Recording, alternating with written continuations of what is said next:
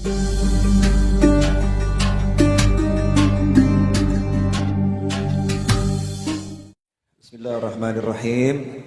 Alhamdulillahirabbil alamin. Allahumma shalli wa sallim ala sayyidina Muhammadin miftahi babi rahmatillah adada ma fi ilmillah salatan wa salaman daimaini bidawami mulkillah wa ala alihi wa sahbihi.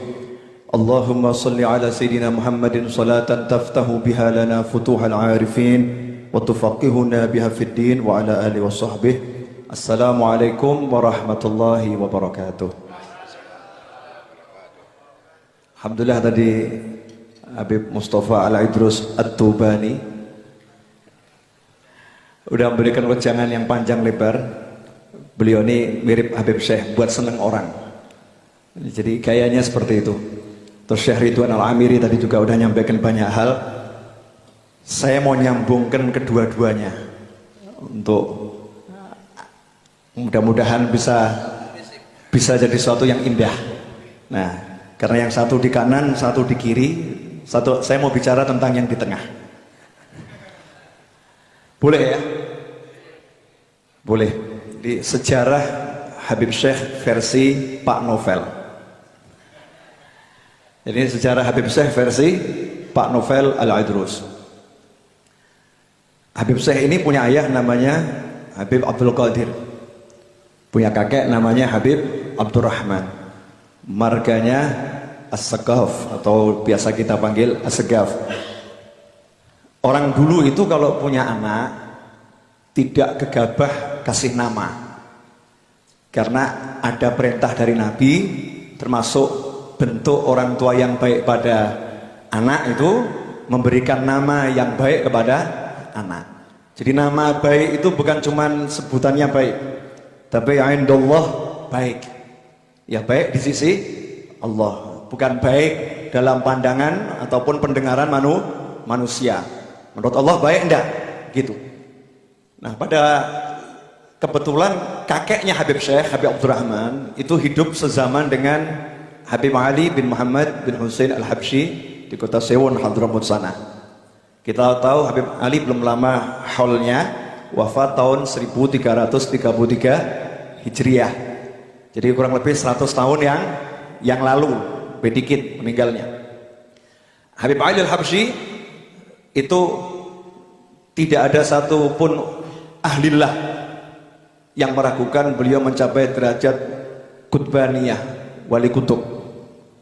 Gak ada satupun yang meragukan ahlillah. Jadi kalau bukan ahlillah ragu, gak jadi masalah. Paham ya? Jadi jangan paksa orang untuk percaya. Karena bisa percaya itu anugerah, bisa percaya itu anugerah. Jadi kalau ada orang lain yang gak bisa percaya, ya didoakan semoga dapat anugerah, bisa percaya, bisa mencintai para aulia.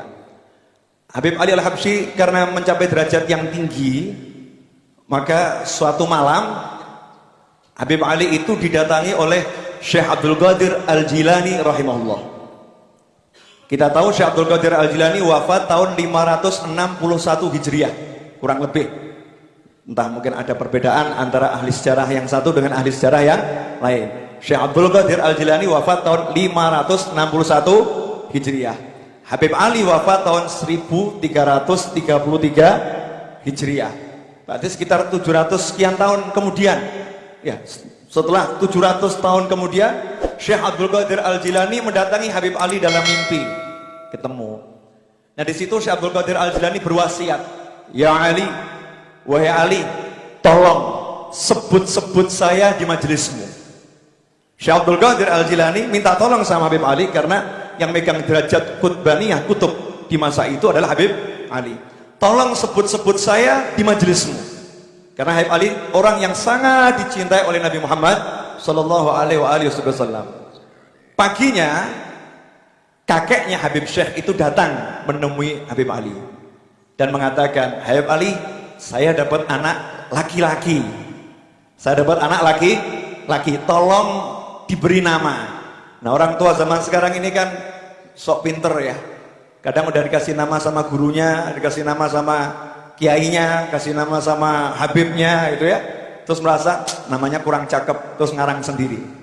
Nah, kalau orang dulu lain, cari berkahnya dari orang-orang soleh, pasrah, bongkoan, gak mikir, ya tidak mikir, karena fikirnya udah diserahkan kepada yang ahli mikir. Tolong kasih nama.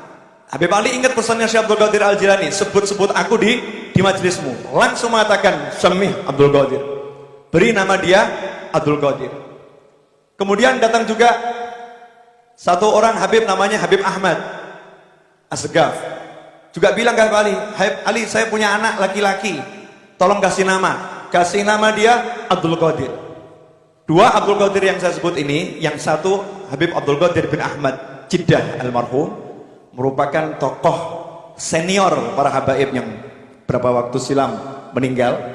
Kemudian yang satu lagi ayahnya Habib Syekh Habib Abdul Qadir bin Abdurrahman As-Segaf. Lantas siapa ayah beliau? Ayah Habib Syekh ini, saya masih kecil wafat ya, ayah Habib Syekh. Ayah Habib Syekh ini hidupnya ngimamin masjid, ngurus masjid, cari dana mati-matian untuk bangun masjid. Hidupnya sederhana, semua waktunya dibaktikan untuk masjid. Maghrib sampai Isya tadarus Al-Quran dan dilanjutkan sampai sekarang di Masjid Jami' As-Segaf, gak putus. Itu ayahnya Habib Syekh tadarus bainal maghrib wal Isya. Nah, yang saya penasaran tuh sampai sekarang, saya pengen dapat jawaban dari ayahnya Habib Syekh, cuman belum dapat. Maksudnya minta mimpi terus dijawab gitu ya, belum dapat. Kenapa ayah beliau ini ngasih nama cuman Syekh gitu, kok pendek gitu namanya. Oh, cuman Syekh gitu kan.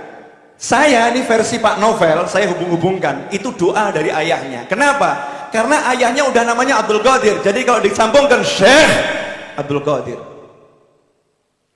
Syekh Abdul Qadir. Mungkin ayahnya pengen anaknya mewarisi apa yang dimiliki oleh Syekh Abdul Qadir Al-Jilani rahimahullah.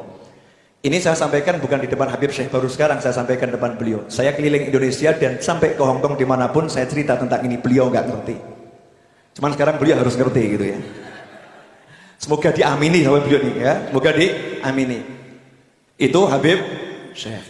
Nah, Anda boleh buktikan. Makanya kadang ada orang ini ziarah jauh-jauh. Kalau saya menyarankan di Solo ini ada makam-makam wali-wali besar, udah nggak usah repot-repot, deket. Tuh di Masjid Riyad ada makam, di Gabutan itu ada makam, di Tipes itu ada makam, di Nglumprit ada makam.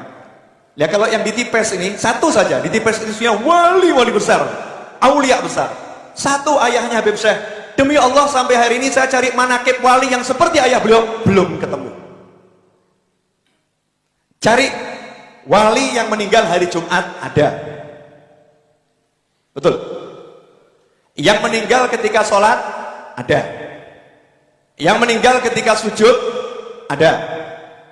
Yang meninggal ketika jadi imam ada. Tapi coba kalau digabung, meninggal hari Jumat, ketika sholat, mohon maaf, bukan sholat subuh, bukan sholat asar, bukan sholat maghrib, bukan sholat isya, tapi afdol sholatnya yang wajib untuk seluruh umat Islam, yaitu sholat Jumat. Meninggalnya hari Jumat dalam kondisi sedang sholat Jumat. Ini kalau kita hitung di dunia jumlahnya semakin kecil enggak? Cari di Google coba nanti. Cari di Google ya. Ketemu berapa orang nanti? Insya Allah nggak ketemu. Meninggal hari Jumat, salat Jumat, posisinya dalam keadaan sujud. Itu nanti kalau kita search di Google, mesin pencarian Google, jumlahnya akan semakin sedikit. Jumat, ya kan? Salat Jumat, sujud. Sujudnya bukan sujud pertama, bukan sujud kedua, bukan sujud ketiga, tapi akhir sujud, sujud yang terakhir. Jumlahnya semakin sedikit. Hari Jumat, ketika sholat Jumat, sujud yang terakhir jadi imam, saya belum ketemu. Saya belum ketemu. Itu nggak seberapa. Saya kan terus melakukan penelitian tentang ayah beliau. Ternyata sebelum meninggal udah pamit dulu sama keluarganya. Mau berangkat ke masjid nggak balik. Ganti baju baru, kaos baru, sarung baru, semua serba baru. Bilang ini mau meninggal dunia.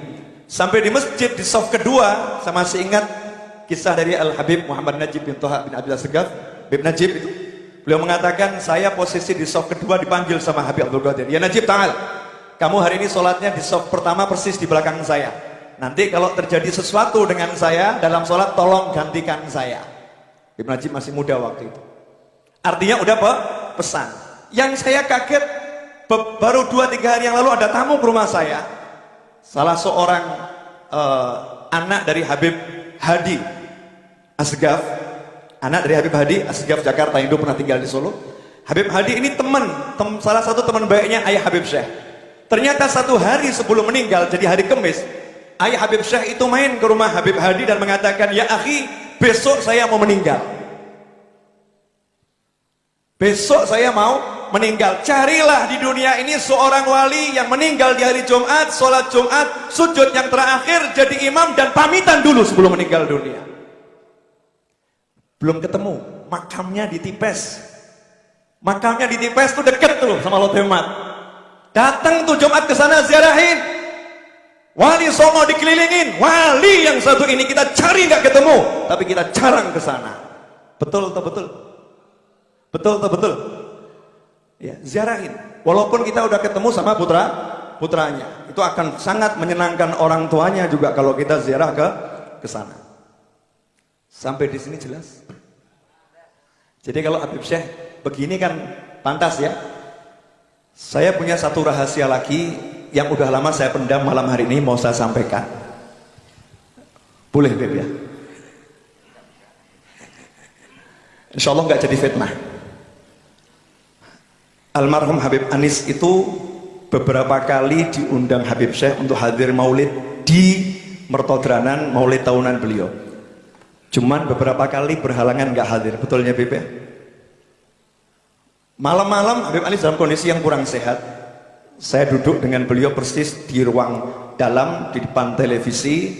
Habib Anis lagi duduk, saya duduk di seberangnya gitu. Tiba-tiba Habib Anis kemudian berdiri, terus saya nanya, mau kemana Habib? Mau ke tempat Syekh. Kemudian saya bututin masuk kamar, beliau ambil ridaknya seperti ini. Ya. Kemudian beliau berkata, dan ini perlu saya sampaikan biar orang tahu. Beliau mengatakan, malam ini saya akan lantik Syekh jadi Habib. Jadi kalau saya meninggal dunia nanti, di Solo ada yang bisa dipandang. Di Solo ada yang bisa dipandang. Saya sebutkan semua ini sebagai wujud syukur.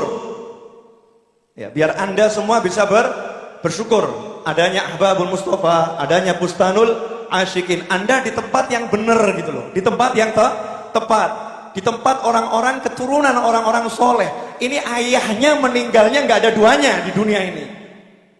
Jadi kalau kita nyambung sama anaknya, insya Allah kan anaknya bisa ngomong sama bapaknya, bah itu teman anak, bah tolong itu bah. Ini Habib Mustafa nih sahibi, bah tolong nih bah. Ini ada novel di Al-Gadrah ini. Novel yang Gadrah ini sahib saya nih Pak, tolong nih Pak, tolong diberi syafaat juga. Itu satu. Saya bilang tadi ada dua. Yang kedua, masalah sholawat. Ini Syekh Ridwan Al-Amiri ini muridnya Habib Umar bin Muhammad bin Salim bin Hafid. Dan perlu umat Islam Indonesia dan dunia mengerti, dulu gak ada yang kenal Habib Umar bin Muhammad bin Salim bin Hafid, gak ada. Habib Anis duduk di Zawiyah Masjid Riyad baca kitab Tajul Aurus karya Habib Ali bin Husain Al-Attas sampai khatam. Kemudian beliau berkata kepada jamaah yang ada di situ, kita akan ziarahi orang-orang yang kita baca ini ke Hadramut. Maka dibuat kelompok ziarah terbesar pertama setelah sekian puluh tahun.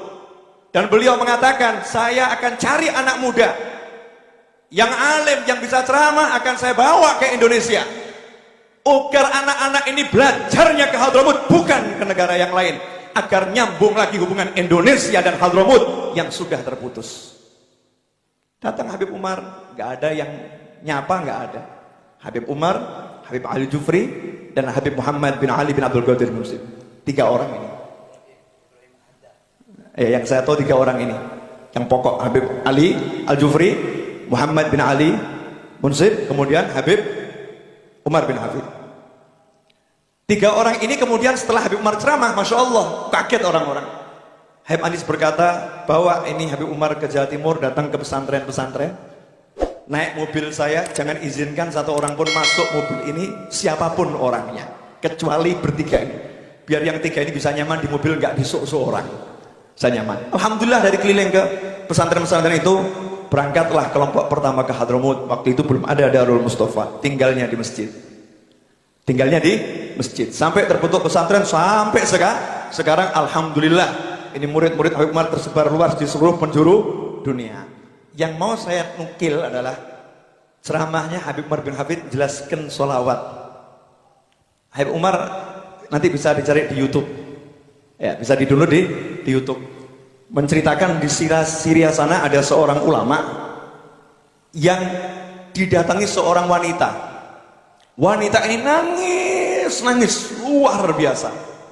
Kemudian sang ulama bertanya, kenapa kamu kok nangis? Kenapa? Apa dosa saya? Apa salah saya? Saya ini maksiat saya apa? Kenapa kamu berkata begitu? Saya udah 3 hari nggak mimpi bertemu Rasulullah SAW. Saya udah 3 hari nggak mimpi Rasulullah, nangis terus ini. Ulama nanya nih tadi, lah biasanya kamu mimpinya berapa waktu sekali? Tiap hari saya mimpi Rasulullah SAW. Perempuan ini. Kemudian ulama tadi nanya, wiridmu kok bisa mimpi Rasulullah tiap hari ini? Baca sholawat berapa kali? Enggak banyak, setiap hari saya cuma baca 15.000 kali sholawat. Enggak banyak. Ada yang sanggup nyontoh? Enggak ada kan? Belum ada. Nah ini tadi dibaca 40 sholawat pilihan. Kalau tiap Rebo hadir di sini ikut baca sholawat, ikut baca tapi ya. Kadang nih jamaah majlis dzikir ini majlis bungkem, enggak zikir ini. Majlis dzikir tapi jamaahnya ikut zikir. Ini kan masalah ini. Habib Syekhnya teriak-teriak, ayo sholawat, yang lain mantuk. Enak ya, zen. Masya Allah. Enak, suaranya enak. Yang lain jadi bungkem. Ini majlis dzikir. Majlis dzikir itu ya semua ikut berzikir. Yang belum punya bukunya ya cari bukunya. Kalau dijual ya dibeli. Kalau nggak ada ya difotokopi. Kemudian dibaca, diteriakkan dengan suara yang keras. Orang kalau nggak bisa baca banyak sendiri, ya dengan berjamaah ini pahalanya jadi banyak. Kalau istiqomah tiap Rebo sholawat itu dibaca benar oleh kita, ya insya Allah lah sebelum meninggal, walaupun gak lihat langsung, minimal mencium aroma Nabi Muhammad Sallallahu Alaihi Wasallam. Itu yang dapat saya sampaikan. Sepurone ingkang kathah. Ini Pak Novel bisanya ngomong begini. Bib, jazakumullah khair atas waktunya. Saya mengundang resmi Habib Syekh untuk membuat majelis di Majelis Ar-Raudhah, sholawatan terserah waktunya kapan. Terima kasih Habib. Jazakallah.